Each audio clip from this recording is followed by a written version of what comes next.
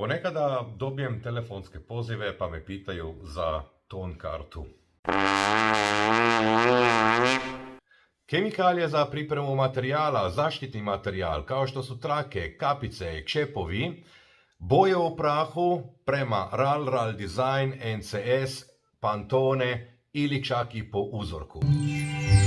Dobrodošao! Ako si prvi put na mojem kanalu, aboniraj se i aktiviraj i zvono. Osim da volim pričati o mojim proizvodima, volim i pričati o kojim kakvim drugim temama. Zovem se Valentino Cardinale, vlasnik sam Tehnopraha i danas vam objašnjavam RAL karte. Uglavnom pričamo o RAL karti. RAL karta je, moram reći, univerzalna, bez obzira da li piše da li piše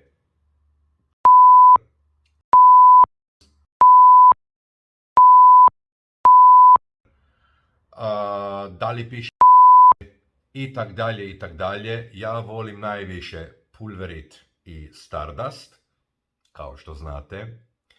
Uglavnom, mi dok pričamo o RAL kartama, mi pričamo o karti K7. To su ove RAL karte tu.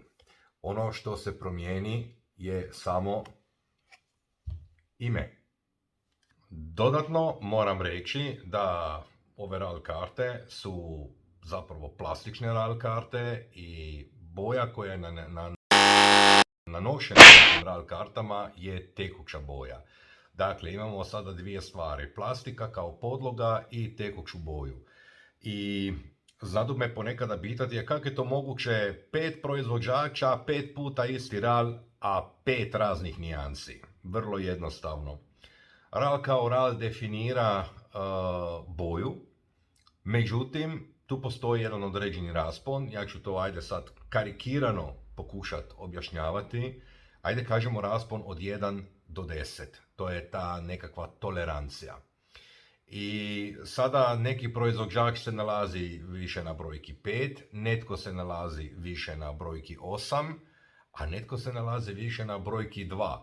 Dakle, sve je po RAL-u, međutim u toj toleranciji netko je više prema lijevo, netko više prema desno i onda se tu stvara gap, odnosno taj razmak koji ne bi trebao biti, ali jednostavno postoji. Tako da se lijepo dogodi 5 proizvođača prahova, 5 puta isti RAL, 5 puta različita nijansa. Još gorše ako je netko vama prodao ili ponudio kopiju od kopiju od kopiju od kopije. Onda smo u banani.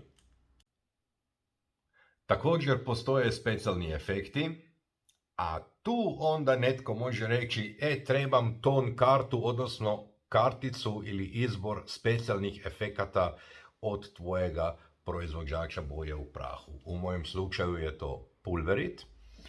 I tu imamo, ajde kažemo nešto poput nekakve kolekcije. Ovo je kolekcija 2020. Ok, sada smo u godini 23. ali nekak kao da 20. 21. da nisu postojale, ako se slažete sa mnom. Uglavnom, tu imamo onda raznih srebrnih nijansi, sivih nijansi, odnosno antracit. To može biti u metalik obliku, finoj strukturi, gruboj strukturi itd. I baš što se tiče tih specijalnih efekata želim vam nešto pokazati.